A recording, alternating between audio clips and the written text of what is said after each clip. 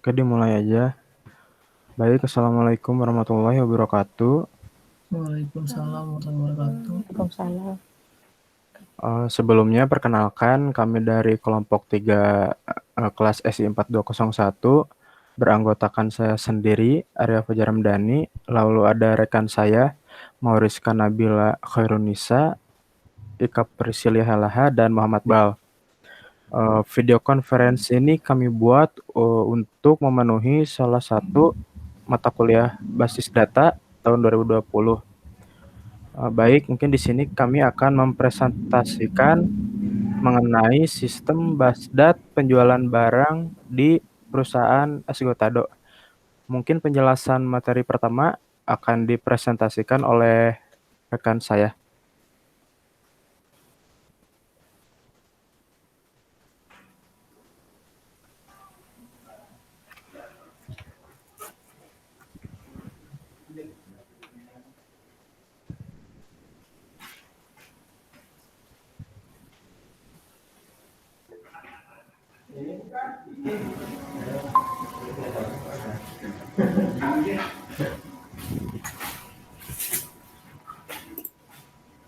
Yang pertama, saya akan menjelaskan rancangan APSI dari proses penjualan perusahaan Asgotado.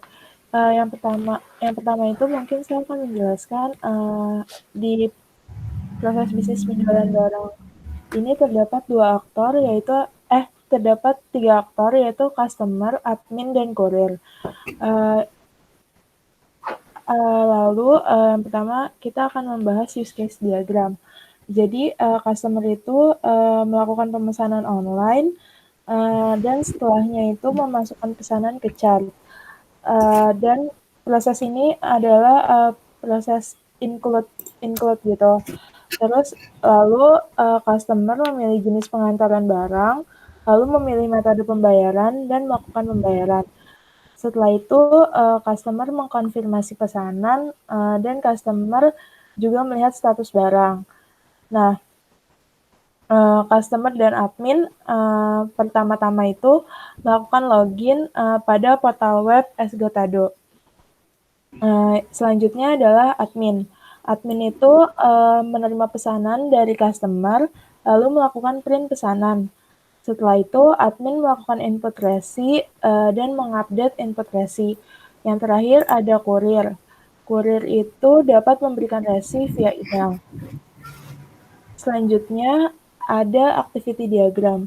Activity diagram di sini itu ada 4 aktor yaitu customer, portal web Asgotado, admin, dan kurir. Yang pertama itu dimulai di portal web Asgotado. Di portal web ini sendiri pertama-tama menampilkan halaman login.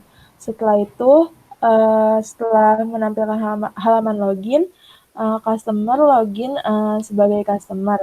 Lalu melakukan pemesanan online, memasukkan pesanan ke chart atau keranjang. Lalu setelah memasukkan pesanan ke dalam keranjang, portal web sendiri itu dapat menampilkan tampilan dari si keranjang pemesanan.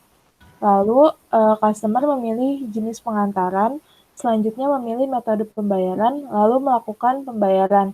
Setelah customer melakukan pembayaran, portal web Asgotado akan menampilkan konfirmasi pembayaran. Nah, setelah menampilkan konfirmasi pembayaran, activity diagram ini dapat selesai atau end. Selanjutnya, di tampilan halaman login tadi, admin juga dapat login sebagai admin. Setelah login sebagai admin, admin dapat menerima pesanan. Selanjutnya, admin melakukan print pemesanan. Lalu, setelah menerima pesanan, kurir memberikan resi via email kepada admin. Lalu setelah admin mendapatkan resi via email dari kurir, admin melakukan input resi kepada portal web Asgotado. Dan secara otomatis portal web Asgotado dapat mengupdate input resi. Lalu setelah itu proses bisnisnya, activity diagramnya selesai atau end. Mungkin sekian presentasi dari saya mengenai activity diagram dan use case diagram akan dilanjutkan oleh rekan saya. Terima kasih. Sama.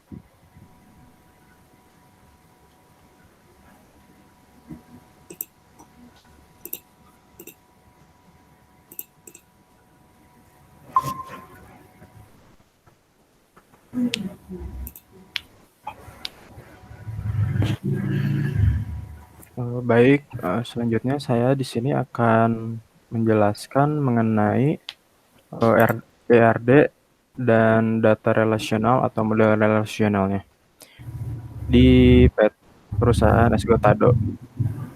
Di mana untuk ERD ini studi case-nya kami terdiri dari 5 entitas, yaitu admin, faktur, pelanggan, produk, dan kurir. Di mana tiap entitas memiliki beberapa atribut. Dari admin itu terdiri dari ID admin, nama admin, user admin, dan password. Lalu pada faktur terdiri dari ID faktur saja. Lalu di pelanggan terdiri dari ID pelanggan, username, password, nama pelanggan, alamat pelanggan, jenis kelamin pelanggan, dan nomor telepon. Lalu pada produk terdiri dari atribut ID produk, nama produk, jenis produk, harga produk, stok dan stok produk. Lalu pada atribut entitas kurir terdiri dari ID faktur, nama faktur, ID kurir, jenis kurir, dan ID pelanggan. Lalu untuk relationship-nya diantaranya yaitu ada transaksi dan memesan. Nah, untuk transaksi ini terdiri dari atribut ID transaksi, jenis transaksi, tanggal transaksi, ID pelanggan, lalu ada ID admin. Dan di relationship memesan terdiri dari ID pemesanan, tanggal pemesanan, jumlah pemesanan, ID produk, ID faktur, dan biaya pemesanan. Nah, di mana untuk kardinalitas tiap atributnya untuk admin dan faktur itu one to one, lalu admin dengan pelanggan itu one to one, lalu ada faktur dengan pelanggan one to one, lalu ada pelanggan dengan produk one to many, dan juga sebaliknya many to one. Untuk produk dengan kurir itu one to many juga.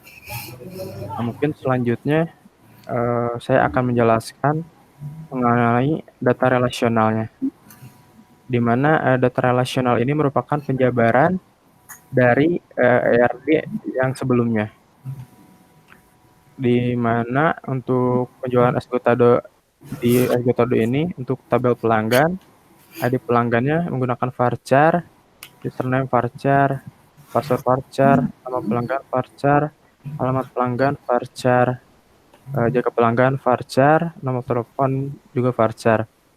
Lalu untuk tabel transaksi,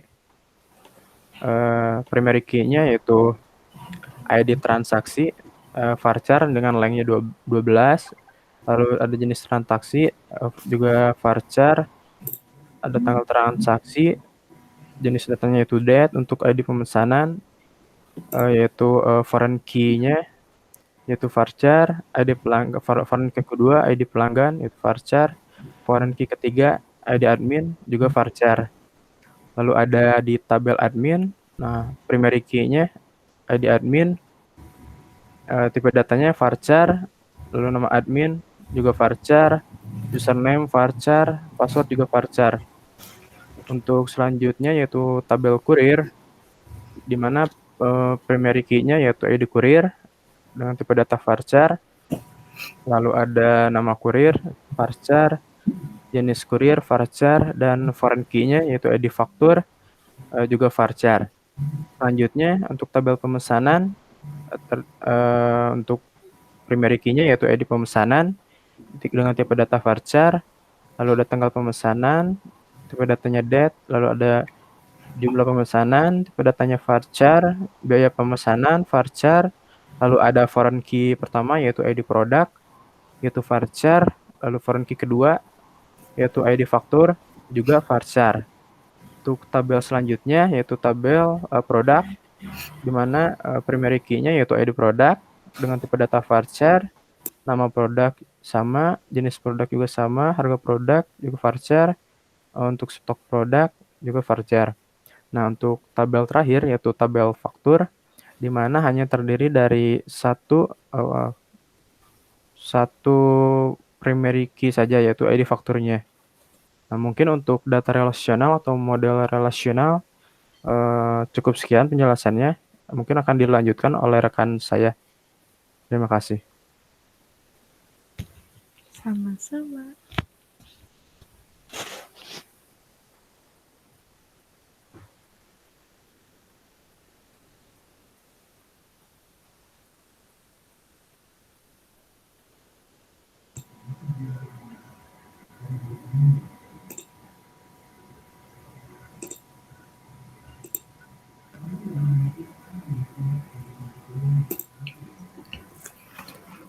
Baik, selanjutnya saya akan menjelaskan mengenai DDL dari perusahaan Escotado.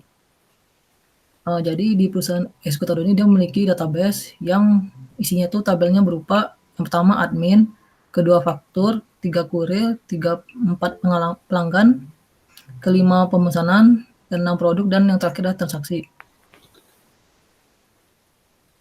Jadi yang pertama kita masuk di tabel admin. Jadi di tabel admin ini memiliki atribut yaitu Bal, ya share screen ininya, Bal. Presentasinya.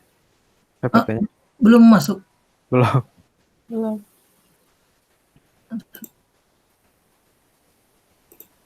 Oh, belum masuk ya. Oke. Sorry. Mana udah? Udah. Oke, saya ulangi lagi. Oke, selanjutnya saya akan menjelaskan mengenai DDL database dari perusahaan Escotado. Jadi di perusahaan Escotado ini memiliki database ya, yang dimana tabel itu berisi yang pertama admin, kedua faktur, ketiga kurir, keempat pelanggan, kelima pemesanan, keenam produk, dan yang terakhir adalah transaksi. Jadi yang pertama saya akan menjelaskan yang tabel admin. Jadi di tabel admin ini dia memiliki atribut yang pertama ID admin yang berjenis tipe datanya varchar, range-nya 12, dan ini merupakan sebuah tipe data primary key. Selanjutnya adalah nama admin dengan tipe data varchar, range-nya 50, terus username tipe data varchar dengan range 20, dan lalu password dengan tipe data varchar dengan range 20. Selanjutnya saya akan menjelaskan mengenai tabel faktur. Jadi di tabel faktur ini ada terdapat satu atribut yaitu ID faktur dengan tipe data varchar, range-nya 12, dan ini merupakan sebuah primary key. Oke, selanjutnya saya akan menjelaskan mengenai tabel kurir. Jadi di tabel kurir ini ada terdapat 4 atribut. Yang pertama ID kurir, tipe datanya varchar, range-nya 12, dan ini merupakan primary key. Terus nama kurir, tipe datanya varchar, range-nya 50.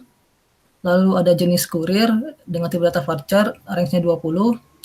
Dan yang terakhir ada ID faktur ya, dengan tipe data varchar, rank 17, dan ini merupakan foreign key dari tabel faktur.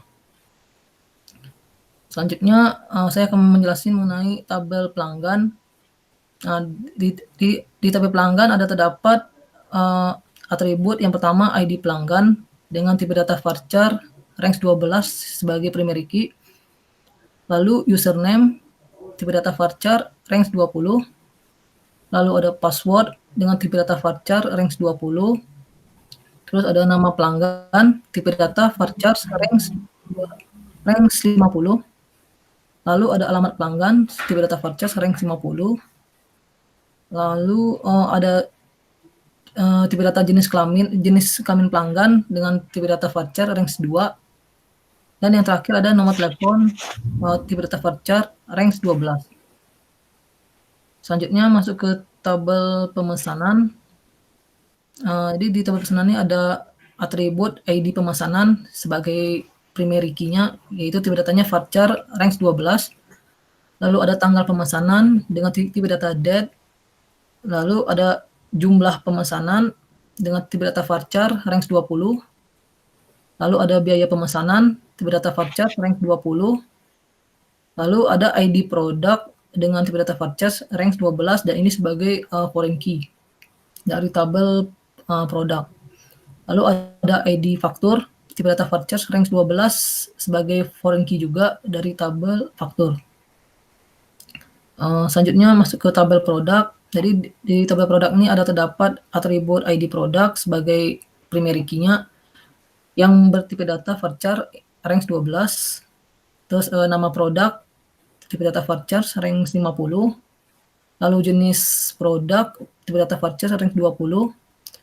Terus ada harga produk tipe data varchar range 20 dan yang terakhir ada stok produk dengan tipe data varchar range 20.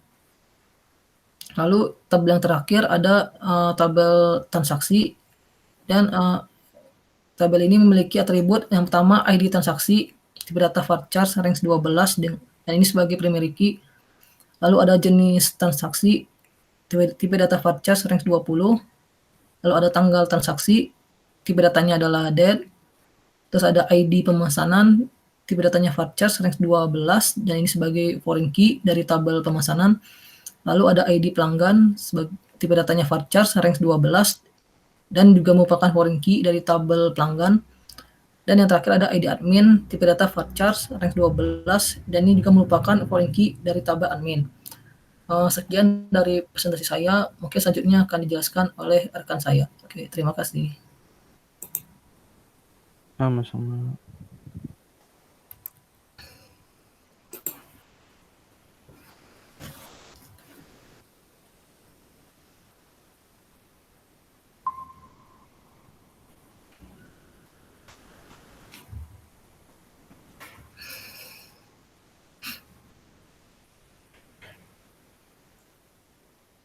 Udah muncul belum, guys? Udah sih ya. Udah.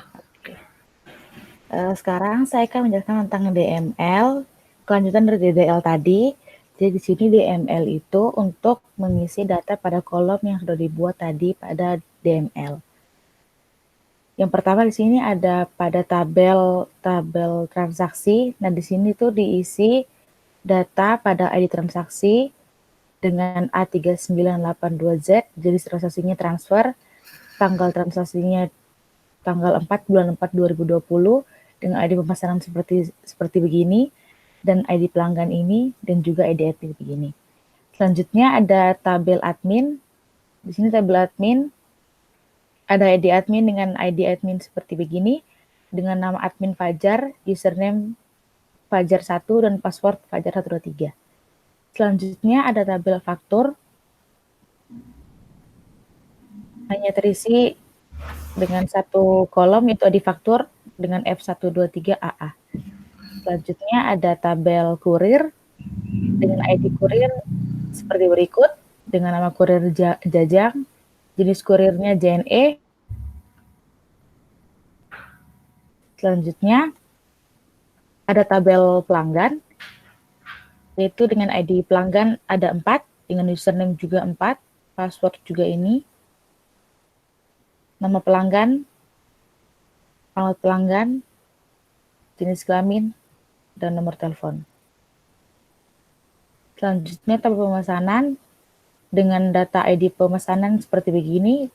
Tanggal pemesanan tanggal 4 bulan 4 2020 dengan jumlah pemesanan 4. Biaya pemesanannya 400.000. ID produknya P87 dengan ID faktur F123AA. Selanjutnya pada tabel produk dengan data ID produknya P87 dan P90 dengan nama produk banana dan grape. Jenis produknya tas dan sepatu, harga produknya 200.000 untuk tas dan 240.000 untuk sepatu. Dengan stok produk untuk tas itu 2.100 dan sepatu 1.007. Sekian dari saya, selanjutnya akan dilanjutkan oleh teman saya. Terima kasih.